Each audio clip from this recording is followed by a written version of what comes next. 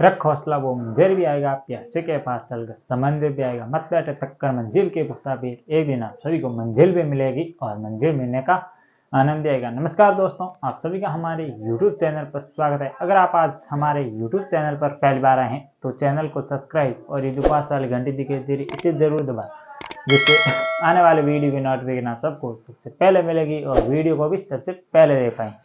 दोस्तों शुरू करते हैं। और आज 27 दिसंबर 2023 और today current affair episode number ये है हमारा 175। अगर आपने पिछले एक भी एपिसोड नहीं देखा है तो वो सभी भी जरूर देख लेना, क्योंकि उसमें मैंने आप सभी के लिए current affair plus static GK भी कवर कराए हैं। और इसके अलावा आप हमें अब अन्य सोशल मीडिया प्लेटफॉर्म पर भी फॉलो कर सकते हैं, जैसे कि हमारे व्हाट्सएप चैनल को ज्वाइन कर सकते हैं और इसके अलावा आप हमारे टेलीग्राम चैनल को भी ज्वाइन कर सकते हैं और फेसबुक पेज को भी फॉलो कर सकते हैं। इन सभी का नाम आपको एक ही नाम से मिलेगा, एग्जाम लेवल जीके के नाम से, तो आप वहां पर जाकर भी उन्हें फॉलो कर सकते हैं और वहां पर जो भी मैं कंटेंट अपलोड करता हूं वहां पर भी आप देख सकते हैं। और इसके अलावा आप सभी को बता दें कि आप हमारे शॉर्ट वीडियो जरूर देखा करें, क्योंकि उसमें मैंने आप सभी के लिए current affair plus static GK cover करा रहा हूँ। और उसके अलावा उसमें मैंने आप सभी के लिए मतलब वो राज्य दर्शन सीरीज शुरू की गई है, तो उसमें 1 मिनट में राज्य का सार संपूर्ण सार आपके सभी के सामने प्रस्तुत कर रहा हूँ, तो वो भी आप सभी को जरूर देखना है। और इसके अलावा आप सभी को बता दें कि आप है ना, इसके अलावा आप हमारे जो कम्युनिटी टैब है उस पर भी जाकर वहाँ पर जो भी मैं क्वेश्चन अपलोड करता हूँ उसके आंसर भी आप दे सकते हैं, जिससे आपकी तैयारी होगी और भी बेहतर। इस वीडियो के अंदर हम विश्व, भारत और राजस्थान इन तीनों का current affair plus static GK cover करने वाला हूं। जैसे क्वेश्चन होगा उसके अनुसार स्टैटिक जीके मैं आप सभी को बताने वाला हूं, तो वीडियो अंत तक जरूर देख लेना और इसके नोट्स भी जरूर बना लेना। तो अभी तक लाइक नहीं किया तो वीडियो को लाइक भी जरूर कर देना। आज का पहला क्वेश्चन है वो है, हाल ही में अंगोला देश जो कि अफ्रीकी देश है वो ओपेक की फुल फॉर्म क्या होती है उस पर भी हम बात करने वाला। पहले क्वेश्चन देख लेते हैं। संगठन से अलग होने की घोषणा की है, तो ओपेक का मुख्यालय किस देश में स्थित है? आपको ये बताना है कि ओपेक का मुख्यालय वो किस देश के अंदर है, तो क्या है ये पूरा माजरा, वो मैं सारे आपको बताने वाला हूँ। तो ऑप्शन ए वो है ऑस्ट्रिया, ऑप्शन बी है ऑस्ट्रेलिया, ऑप्शन सी है जापान और ऑप्शन डी है वो है इंग्लैंड। ऑप्शन बहुत अच्छे दिए है मैंने, ऐसे कंफ्यूजन अक्सर आप और हम दोनों कंफ्यूजन क्वेश्चन सॉल्व करेंगे तो एग्जाम में ये बेस्ट होगा, क्योंकि एग्जाम में क्या पता कहीं से भी क्वेश्चन आ सकता है। तो इसका राइट आंसर होगा वो तो ऑप्शन नंबर ए ऑस्ट्रिया है। यहाँ पर ओपेक का मुख्यालय स्थित है और ऑस्ट्रिया की राजधानी क्या है वो है वियना। वियना इसकी राजधानी, ये आपको ध्यान रखना है। यहाँ पर ओपेक जो ये संगठन है इसकी जो मुख्यालय स्थित है। अब ये ओपेक की फुल फॉर्म क्या होती है, तो ये होता है ओपेक मतलब पेट्रोल एक्सपोर्ट कंट्री, मतलब जो भी ये नजदीकी देश है वो पेट्रोल का उत्पादन करते हैं उस सभी को मिलाकर एक संगठन बनाया गया है। इसी संगठन के अनुसार मतलब क्या उसकी रेट रहेगी तेल की, या जो भी उत्पन्न हो उसकी क्या रेट रहेगी, किस देश को कितना उत्पादन कर सकता है इत्यादि की जानकारी या इत्यादि पर जो भी नजर रखता है वो ओपेक रखता है। अब इससे है ना जो ऑस्ट्रिया है वो अलग हो गए हैं। तो इससे पहले भी 2-3 देश थे जो इससे अलग हुए थे, वो भी आपको ध्यान रखना है। और इसके अलावा ये जो वियना है यहाँ पर इसका मुख्यालय स्थित है, ये मैंने बता दिया। अब ऑस्ट्रेलिया की राजधानी क्या है वो है कैनबरा, ये भी ध्यान रखना है। और इसके अलावा ऑस्ट्रेलिया ने आप सभी को पता है हाल ही में जो विश्व कप हुआ था आईसीसी क्रिकेट विश्व कप, वो भी विजेता ऑस्ट्रेलिया टीम ही रही थी, ये भी आपको ध्यान रखना है। और इसके अलावा ऑस्ट्रेलिया का जो वहाँ का पशु है जो राष्ट्रीय पशु है वो कंगारू है, ये भी आपको थोड़ा सा ध्यान रखना है। और इसके अलावा ऑस्ट्रेलिया की मुद्रा क्या है वो आपको सभी को कमेंट बॉक्स में बताना है। और इसके अलावा जो नंबर 3 पर है वो है जापान, तो जापान की मुद्रा क्या है वो है येन, ये भी आपको ध्यान रखना है। और जापान की राजधानी है वो है टोक्यो। और आप सभी को पता होगा टोक्यो ओलंपिक हुआ था जिसमें भारत की रैंक कौन सी थी और कौन से कितने पदक जीते, वो आपको दोनों कमेंट बॉक्स में बताना है। और इसके अलावा जापान की राजधानी है वो है टोक्यो, किस द्वीप पर स्थित है तो वो है होन्शु द्वीप पर, ये भी आपको ध्यान रखना है। और इसके अलावा जो नंबर 4 पर दिख रहा है आपको नंबर डी पर है वो है इंग्लैंड, तो इंग्लैंड की राजधानी क्या है ये आपको बताना है, तो इसकी राजधानी है वो है लंदन, ये भी आपको थोड़ा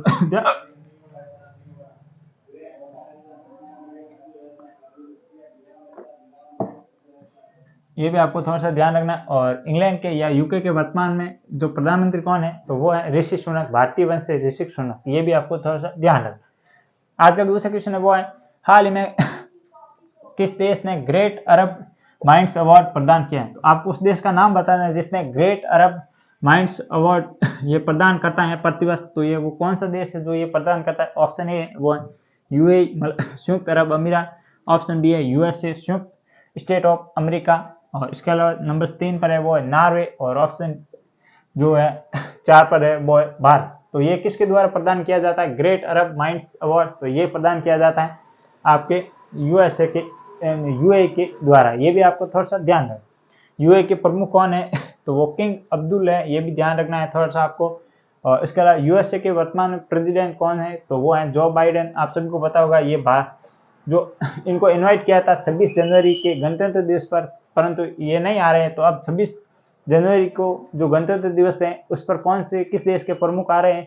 तो राष्ट्रपति आ रहे हैं, वो आ रहे हैं फ्रांस के इमैनुअल मैक्रोन। ये भी आपको थोड़ा सा ध्यान रखना है।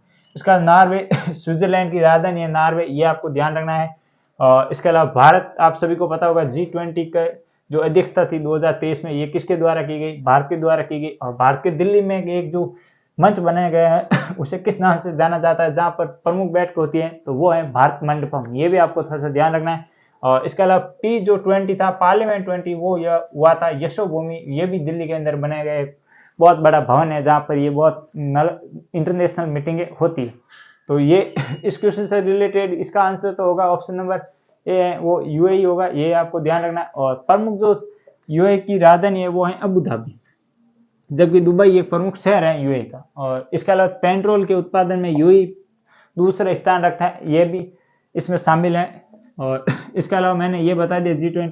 अब जो G20 में वो देशों की संख्या बढ़ गई है, अब कितने हैं? तो 19 देश प्लस 2 संगठन हैं। 2 संगठन कौन कौन से हैं? तो एक है AU, एक है UA, एक है AU एक है यूनियन, अफ्रीकन यूनियन है एक, तो ये ध्यान रखना। और एक है European union, UA, European union और अफ्रीकन यूनियन, ये 2 संगठन है। अब टोटल मिला के G21 हो गया, ये भी आपको ध्यान रखना। और इसे 2024 की जो G20 की अध्यक्षता है ये कौन सा देश करेगा? तो ये करेगा ब्राजील। ये भी आपको ध्यान रखना। ब्राजील के जो राष्ट्रपति है लीला डी सिल्वा, ये इनको सौंपी गई है नरेंद्र मोदी जी के द्वारा। और आज का जो तीसरा क्वेश्चन है वो है, हाल ही में सर्वश्रेष्ठ पुरुष एथलीट दिव्यांग पुरस्कार 2023 किसे दिया या किसे दिया जाएगा? घोषणा हो चुकी है, क्योंकि आप सभी को पता होगा साल का अंत नजदीक है। और जो भी इस साल या एक साल में जो भी अच्छा परफॉर्मेंस करता है उनको अवार्ड दिए जाते हैं प्रमुख संस्था द्वारा। तो हाल ही में ना आप सर्वश्रेष्ठ एथलीट जो कि दिव्यांग होते हैं, पैरा ओलंपिक या पैरा गेम्स खेलते हैं, उनको सर्वश्रेष्ठ पुरुष में किसको दिया जाएगा? महिला में भी घोषणा हो चुकी है, मैं पुरुष का बता देता हूँ, साथ में महिला का भी बताने वाला हूँ। तो ऑप्शन ए है वो सुंदर Gurjar, option B Pawan Singh, option C Sumit Antil, और ऑप्शन डी है वो है सुरेंद्र सिंह। तो आप सभी को पता होगा इसका राइट आंसर है वो है सुमित अंतल। और ये भाला फेंक से संबंधित है, भाला फेंक जो गेम होता है उससे संबंधित भाला फेंक। और आपको पता होगा इन्होंने जो पैरा ओलंपिक हुए थे और उनमें कौन सा पदक जीता था पैरा ओलंपिक के अंदर? तो उसमें स्वर्ण गोल्ड जीता था। ये भी आपको थोड़ा सा ध्यान रखना है। और महिला के अंदर यह पुरस्कार किसे दिया गया था? तो ये दिया गया शीतल देवी को। और ये शीतल देवी किस राज्य की है? तो ये जम्मू कश्मीर की है। और आपको इसका खेल कौन सा है ये आपको कमेंट बॉक्स में बताना है कि शीतल देवी का संबंध किस खेल से है और जम्मू कश्मीर से। ये एग्जाम में आ सकता है, क्वेश्चन मोस्ट इंपोर्टेंट है, क्योंकि ये इस स्टेट की पहली दिव्यांग महिला खिलाड़ी है। तो ये किससे है? तो ये है तीरंदाज से संबंधित। ये मैं बता देता हूँ, तीरंदाजी से संबंधित है। और इसका सुंदर गुर्जर, ये भी पैरा ओलंपिक खिलाड़ी है। और इनका संबंध कहाँ से है? तो इनका से है भाला फेंक से संबंधित है। ये भी आपको थोड़ा सा ध्यान रखना। और ये राजस्थान चूरू से संबंधित है। और सुमित अंतल है, ये किस राज्य से है ये आपको कमेंट बॉक्स में बताना है। वो राज्य कौन सा है ये आपको कमेंट बॉक्स में बताना है। और आज का चौथा क्वेश्चन है वो है, प्रतिवर्ष 25 दिसंबर को कौन सा दिवस मनाया जाता है? ऑप्शन ए सुशासन दिवस, गुड गवर्नेंस डे, और ऑप्शन बी है किसान दिवस या फार्मर डे, ऑप्शन सी है वो वीर बाल दिवस, और ऑप्शन डी है योगा दिवस या योग दिवस।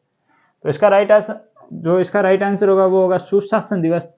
ये मनाया जाता है प्रतिवर्ष 25 दिसंबर को। किसकी जयंती पर मनाया जाता है? तो आप सभी को पता होगा हमारे पूर्व प्रधानमंत्री अटल बिहारी वाजपेयी की जयंती के उपलक्ष्य में ये मनाया जाता है। और इसकी शुरुआत हुई थी 2014 के अंदर। ये पहले नहीं मनाया जाता था 2014 में शुरू हुआ था, ये भी आपको ध्यान रखना है। और अटल बिहारी वाजपेयी की जयंती पर, और इसके अलावा किसान दिवस ये मनाया जाता है 23 दिसंबर को। 23 दिसंबर को किसान दिवस प्रतिवर्ष मनाया जाता है। और इसकी शुरुआत कब हुई थी, तो वो हुई थी 2001 को किसान दिवस। और ये किसकी जयंती पर मनाया जाता है, तो ये मनाया जाता है पूर्व प्रधानमंत्री 5 नंबर के जो कि चौधरी चरण सिंह की जयंती पर मनाया जाता है किसान दिवस, ये भी आपको ध्यान रखना। और वीर बाल दिवस कब मनाया जाता है तो ये मनाया जाता है 26 दिसंबर को। 26 दिसंबर को प्रतिवर्ष वीर बाल दिवस मनाए जाने की घोषणा हुई थी, और ये इस साल सेकंड है, ये भी आपको ध्यान रखना है। और इसके अलावा योग दिवस कब मनाया जाता है, तो प्रतिवर्ष 8 कब मनाया जाता है, योग 21 जून को मनाया जाता है योग दिवस, ये भी आपको ध्यान रखना। 21 जून को योगा डे मनाया जाता है, और इसकी शुरुआत हुई थी 2014 के अंदर योग दिवस की घोषणा हुई थी, और पहला मनाया गया था 2015 के अंदर, ये भी आपको थोड़ा सा ध्यान रखना है। और इसके अलावा इस साल की योग दिवस की थीम क्या है वो आपको कमेंट बॉक्स में बताना है। और इसका अन्य और दिवस देखें तो 16 जनवरी को कौन सा दिवस मनाया जाता है, 15 जनवरी को, और 25 जनवरी को, 26 नवंबर को, और इसके अलावा 8 अक्टूबर को। तो 15 जनवरी को मनाया जाता है स्टार्टअप दिवस, और इसके अलावा 16 जनवरी को स्टार्टअप दिवस मनाया जाता है, 15 को थल सेना दिवस मनाया जाता है, और 25 जनवरी को मतदाता दिवस मनाया जाता है, और 26 नवंबर को संविधान दिवस मनाया जाता है, 8 अक्टूबर को एयरफोर्स डे मनाया जाता है। और इसके अलावा आपको 22 अप्रैल को पृथ्वी दिवस मनाया जाता है, लेकिन 22 जून को आपको कौन सा दिवस मनाया जाता है ये आपको कमेंट बॉक्स में बताना है। तो ये थे 4 क्वेश्चन और उसकी फुल डिटेल में जानकारी। अब ये जो 2 क्वेश्चन है ये हैं स्पेशल राजस्थान करंट अफेयर से संबंधित। आज का 5वां क्वेश्चन वो है, राज्य के 191 वर्ष पुरानी हस्तलिखित स्वर्ण गीता कहाँ सुरक्षित है। आपको ये बताना है कि किस जिले में राजस्थान की सबसे पुरानी जो 191 वर्ष पुरानी है जो कि हस्तलिखित स्वर्ण गीता है, जैसे मतलब जो गीता लिखी गई है उसको स्वर्ण में अक्षर बना के उस गीता को लिखा गया है। ऑप्शन ए है जोधपुर, ऑप्शन बी है राजसमंद, ऑप्शन सी है जयपुर, और ऑप्शन डी है वो है बीकानेर। तो इसका राइट आंसर होगा वो होगा ऑप्शन नंबर ए, आपको दिख रहा होगा जोधपुर। जोधपुर में ये सुरक्षित जो स्वर्ण गीता हस्तलिखित सुरक्षित है, और ये कहाँ पर है, गीता भवन जोधपुर के अंदर। ये अब चर्चा में क्यों आई है, क्योंकि इसकी इस साल पूजा की गई है। और ये कब की जाती है, गीता जो दिवस आता है या जो गीता दिवस आता है उस दिन इसकी पूजा होती है, इसलिए ये चर्चा का विषय बना है। और इसके अलावा आप राजसमंद के बारे में 1-2 फैक्ट देख लेते हैं। तो आपको सभी को पता होगा कुंभलगढ़ का किला है जो कि राजसमंद के अंदर स्थित है। और इसके अलावा इसमें देखें तो राजसमंद के अंदर एक स्थान है नाथद्वारा, जहाँ पर श्रीनाथ जी का मंदिर है, और वहीं से ही राजस्थान में 5G की शुरुआत हुई थी। और इसके अलावा आपको ये बताना है कि जो मंदिर की स्थापना के समय मेवाड़ के शासक कौन थे, और उस मंदिर की जो मूर्ति है वो किस के द्वारा कहाँ से लाई गई है। तो वो मूर्ति कहाँ से लाई गई थी, मथुरा से लाई गई थी। आपको अब जो मूर्ति लेकर आए उनका नाम और उसके अलावा जो मेवाड़ के उस समय शासक कौन थे, ये दोनों आपको क्रम से कमेंट बॉक्स में बताना है। और इसके अलावा बीकानेर क्यों प्रसिद्ध है, तो बीकानेर में आप सभी को पता होगा जीआई टैग हाल ही में दिया गया है, वो दिया गया है उस्ता कला, जो बीकानेर की उस्ता कला है उनको जीआई टैग दिया गया है। और उसके अलावा बीकानेर के भुजिया है उनको भी जीआई टैग मिला हुआ है। तो ये आपको ध्यान रखना है। स्पेशल उस्ता कला किस पर की जाती है अक्सर, तो ये ज्यादातर ऊंटों की जो खाल होती है, मर्द की खाल होती है, उस पर की जाती है, और जिसमें चित्रकारी करना ये उस्ता कला कहलाता है। तो ये था इस क्वेश्चन, और इसके बारे में जो भी एडवांस फैक्ट था वो मैंने बताने की कोशिश की है। और आइए आगे बढ़ते और देखते हैं आज का 6वां क्वेश्चन। हाल ही में किस किसान को नस्ल सुधार के लिए नस्ल संरक्षण पुरस्कार 2023 दिया गया। तो आपको ये बताना है कि जो नस्ल सुधार के लिए नस्ल संरक्षण पुरस्कार किसे दिया गया है। तो ऑप्शन ए है वो है पवन जहांगीर, ऑप्शन बी है वो सुरेंद्र रवाना, ऑप्शन सी है नंदलाल बसु, और ऑप्शन डी है केशव नंद किशोर। तो ये दिया गया है सुरेंद्र रवाना को, ये नस्ल सुधार के लिए दिया गया है। और किस नस्ल के सुधार के लिए दिया गया है, तो ये दिया गया है जो गाय की प्रमुख नस्ल है गिर नस्ल, उनके संरक्षण या उसमें सुधार के लिए ये पुरस्कार दिया गया है। इसके अलावा पवन जहांगीर का संबंध किससे है, तो ये वास्तुकार है, और इनका संबंध कहाँ से आता है, तो पवन जहांगीर का आता है जो नई संसद भवन में जो अशोक स्तंभ में बनाया गया था उसके वास्तुकार है पवन जहांगीर। ये भी आपको थोड़ा सा ध्यान रखना। तो बाकी तो ये 2 नाम में से ही लिखे मैंने। तो ये थे कुल प्रमुख 6 क्वेश्चन, फुल डिटेल से जानकारी। वीडियो कैसा लगा, वीडियो को लाइक और चैनल को सब्सक्राइब भी जरूर कर देना इसी प्रकार की अन्य वीडियो देखने के लिए। तो आज के लिए इतना ही, कल फिर मिलेंगे इसी जोश और जुनून के साथ। तब तक के लिए जय हिंद, जय भारत।